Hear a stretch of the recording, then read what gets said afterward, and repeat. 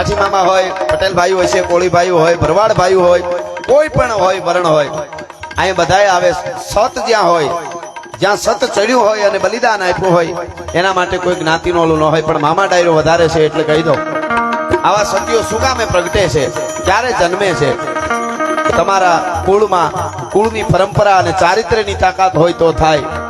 ચારિત્ર્યની તાકાત છે. કાઠી મામા વધારે બેઠા એટલે કહી દઉં, સાધુ સંતોની અહીંયા હાજરી છે એટલે મેં એક વાત એક બે જગ્યાએ માડી કરેલી ક્યાંક, કે ભગવાન વિષ્ણુએ જયારે મોહિની રૂપ ધારણ કર્યું, બધાય સાંભળો પણ કાઠી મામા ખાસ સાંભળજો.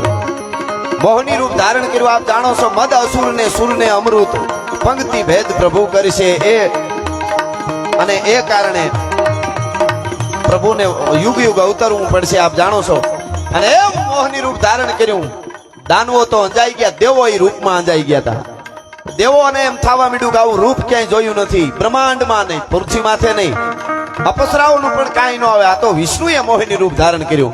બાપુ હારા હારા ને આંખોમાં ઝીણા ઝીણા ઝીણા ઝીણા કીડા રમવા માંડ્યા. પણ તેથી એક એવો દેવોમાં એક હતો, ત્યાં દેવ જેને આંખમાં એક જ નોખો ભાવ પ્રગટ્યો હતો, અને એ હતો ભગવાન સૂરજ નારાયણ. બીજા બધાને થતું હતું કે મારી પત્ની બની જાય, મારી પત્ની બની જાય, હું આને લઈ જાઉં, હું લઈ જાઉં, એવું થતું હતું. સૂરજને એકને થયું હતું કે આવી મારી દીકરી હોય તો હા હા હા એના સંતાન છો તમે. જે મોહિની રૂપ ધારણ કરે એના રૂપ જોઈને એને એમ થયું કે મારે ત્યાં આવી દીકરી હોય તો. અને ભગવાને એની આશા પૂરી કરી કે જાઓ તમે જ્યારે સૂરજ નારાયણને વિષ્ણુ ભગવાને કીધું કે તમે જ્યારે વૃષભાનું બનશો ત્યારે તમારો અંશ વૃષભાનું બનશે ત્યારે તમારી દીકરી રાધાજી બની હું અવતાર લઈશ. ભલા માણસ આ છે કે જેને એવું રૂપ જોયા પછી એને એમ થયું. એટલે આપણા બધા સંતો છે, એટલે જોગીદાસ કુમાર આંખમાં મરચા આજી દે. આ પરંપરા કઈ ખાલી દેખાડવાની નથી, બહુ મોટી વાત છે. હા, એટલે ત્યાં અમારા ગાંધીગીરમાં ગાળાઓમાં ઉભા ઉભા બાવા વાળા આમ દીવો રાખે કે મને તેલ ઘી લેવાનો. થોડોક દાન બાપુને કીધું કે વખત આવે, દાન બાપુએ કીધું કે પાણી ખાલી હોય તો નાખજે, નકરું કોડિયામાં દીવો મૂકી અને સૂરજની સામે રાખી અને સમરણ કરી લેજે. અને દીવો નો પ્રગટી જાય તો ચલાળાનો આપો દાનો, બોલ્યો ન બોલ્યો ભલા માણસ, એમાં બીજું આવે નહીં. કહેવાનો અર્થ આ બધી ચારિત્ર્યની તાકાત છે. અને એ કહેવાય એક પછી એક. આ મોઘી આય તમે જોઈ લો, હું થોડીક વાત કરીશ પછી. આ એક સતીમાનો જેમ ઇતિહાસ કમરીમાં આપણે કાઠી સમાજમાં કેવું, મેં કીધું આ ગાંધારી આંખે પતિના દુનિયા ન જોવે તો પોતે પાટા વાળી દીધા આંખે, એ તો દુનિયા આખીને ખબર છે. પણ અમારી કમરીમાં તમે જુઓ, બડલીમાં સાહેબ 16 વર્ષની કાઠિયાની પરણીને આવે, જોગમાયા જેવી. અને ભાણબાપુની ઉંમર તો મોટી હતી, 60 ની આસપાસ. અને ડાયરો બધો ખાવા, એમાં કાઠી ડાયરાની મહર. રોટલો થોડો કઠણ હતો એટલે કીધું કે ઓહો કડકડિયા રોટલા ખાવાની મજા બહુ આવતી હશે ભાણબાપુ, તમે તો ભાગ્યશાળી છો. ખાલી એટલું કીધું ભાણબાપુએ ડાયરામાં જમતા જમતા કે હા, એ તો નવા હવા આવીને પરણીને આવેલા જુવાન માણસ કાઠિયાણી, એને થોડી ખબર હોય ગલઠા માણસને આ ખડપલિયું દાંતમાં લાગે. એ તો દાંતમાં જેને દુઃખ લાગ્યું હોય, જેને દાંત ન હોય એને ખબર હોય, બોખાને એને ખબર હોય એટલું કીધું. એ વાત ઓરડે પૂગી અને સાંજે આવ્યા ને ઓરડે ભાણબાપુ, એટલે તઈ જોયું એટલે આમાં મોઢું છે એ મોઢામાંથી તેજ વયું ગયેલું થોડું, અને મોઢું આમ ભેગું થઈ ગયું, સાબા મળી ગયેલું. કીધું કાઠિયાણી આ શું તમારા મોઢામાં થયું? તો કે બસ એ તો અનુભવ કરવા, દાંત ન હોય તો રોટલીના કડકડિયા રોટલાના ખડપલા કેવા લાગે, એટલે દાંત પાડી નાખ્યા છે. 32 દાંત 16 વર્ષના કાઠિયાણીએ એક વેણ ખાતર કે મારા પતિ છે એની ઉંમર વધારે હોય, એને અમુક દાંત ન હોય, અને મારે એને હરમ લાગતી હતી 32 આમ દાંત છે એ દાડમની કળી જેવા દાંત દુનિયા જોવે, પોતાને બધા આય કરીને મોટા ઉંમરના બેનું પગે લાગે, એને હરમ લાગે મારા દાંત કોઈ.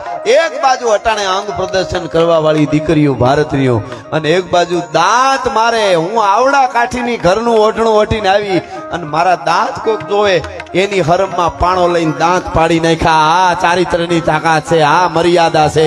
આના પાયા ઉપર ભારતીય અસ્મિતા ઉભી છે. આ પાયા ઉપર ભારતની સંસ્કૃતિની અસ્મિતા ઉભી છે. એ અસ્મિતા જાળવવી આપણી જવાબદારી છે, બેનું દીકરીઓની પણ જવાબદારી છે, બહુ મોટી જવાબદારી.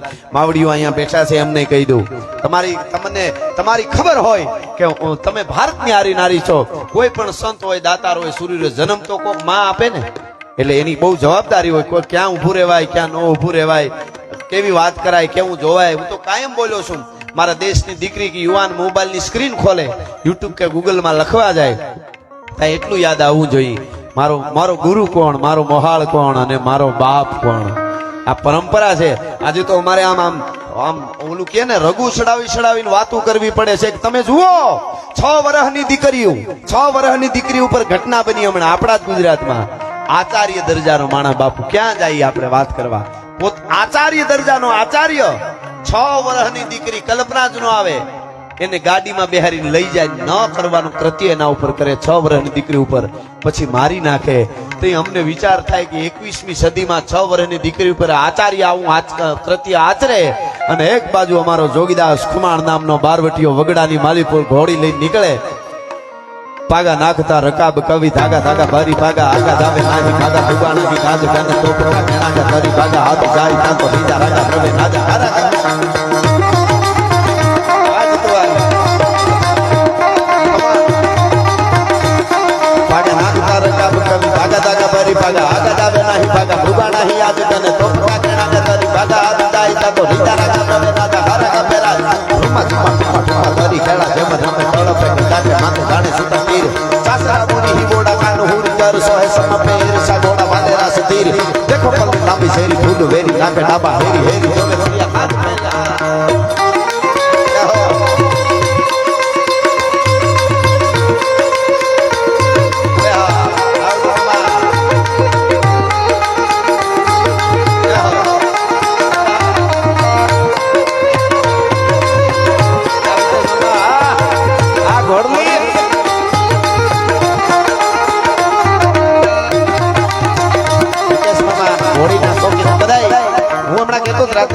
ઘોડીઓને બહુ જોઈ, બહુ સરસ ઘોડા. મેં કીધું અત્યારે તો ભારતમાં એવું કરવું પડશે આગળ જતા, હજી આવશે જો ખબર, જો આ રેકોર્ડિંગ થાય છે અહીંયા, એવું આવશે કે જૂની પરંપરાની જે વસ્તુ સાચો એનું કોઈ મૂલ્ય જ નહીં. એના માટે ગમે એ કરો, કારણ કે અટાણે ઘોડા રાખવા કઈ ઘોડીયું ઘોડાની કઈ હેલું નથી, કારણ કે અટાણે કોઈ આવક કેવી એવી હોય નહીં, અને એને કાયમના માટે 24 કલાક એના ઉપર દ્રષ્ટિ હોય એ રીતે. કારણ કે પશુ કોઈ પણ રાખો એ તો ગાડીની જેમ તો નથી હાકીને 5 દી મૂકી દો એટલે હાલે. ભગત બાપુનો દોહો છે, સડે અશ્વ પર સોપથી અને હાકે વળી હદ પાર. સડે અશ્વ પર સોપથી અને હાકે વળી હદ પાર, ઉતરીને અળગો કરે એ પણ એક ગમાર. દોડવા ટાણે મજા આવે ને પછી એક બાજુ મૂકી દે ખૂણામાં, કાંઈ લેવા ન કરી દેવા, એને તો ગમાર કહેવાય. ભગત બાપુ કે એમ હારી ભેહું રાખે દેશી, જૂનું ગાયું તો માં છે, રાખવી જ જોઈએ, એને પણ એકવાર એનો સન્માન કરવા. હારા ઘોડીઓ હાર્યું રાખે એના સન્માન થવા જોઈએ. હારી કોઈ જૂની વસ્તુ રાખે જૂની પરંપરાથી કાંઈ, તો એ પરંપરા સાચવવાની વાત છે, એ આપણી ધરોહર ને અસ્મિતાની વાત છે. દુનિયામાં ઘણીવાર બોલ્યો છું 43 સભ્યતાઓ હતી.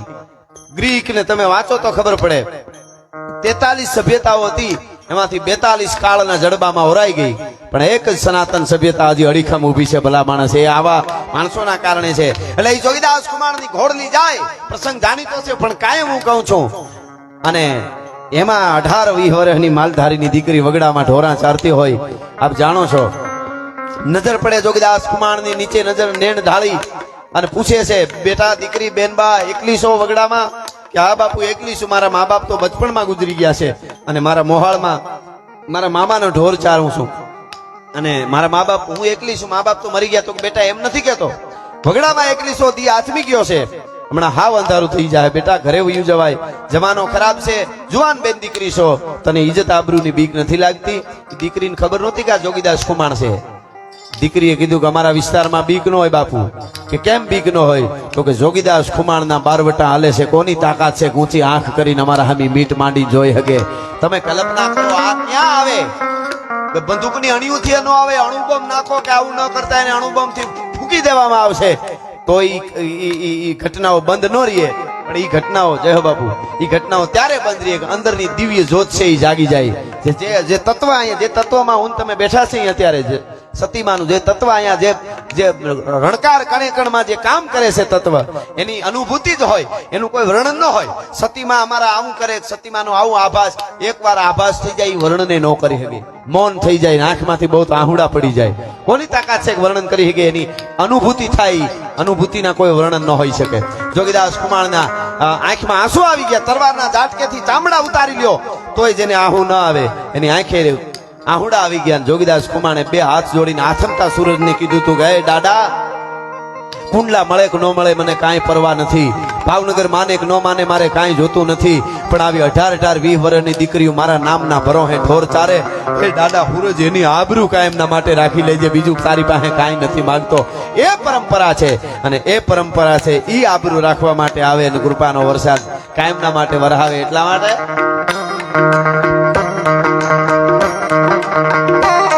છેડે મશાદી વાદળના કાળા ધોબળા કંબારે સોગત આઈસો વગર રાધી માથે ઉતર્યા તારા ચાલો ઢીંગોરા મોરલા માર બાહરી મંડાણી જડી એક તારા મેઘ રાજા મંડાણા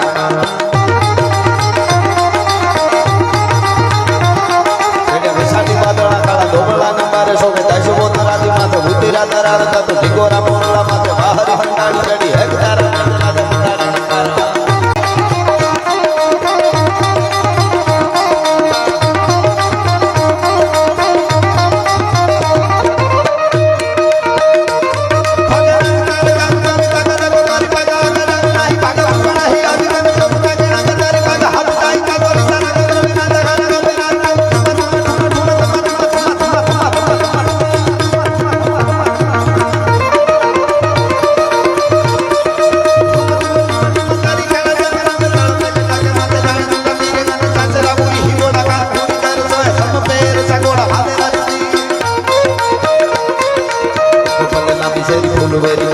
हेरी हेरी राजा मंडाणा में पार साधु भगंडे रे माला पाड़ गाना पानी वाला हरि हरि वाला गाना लोड़ का वाला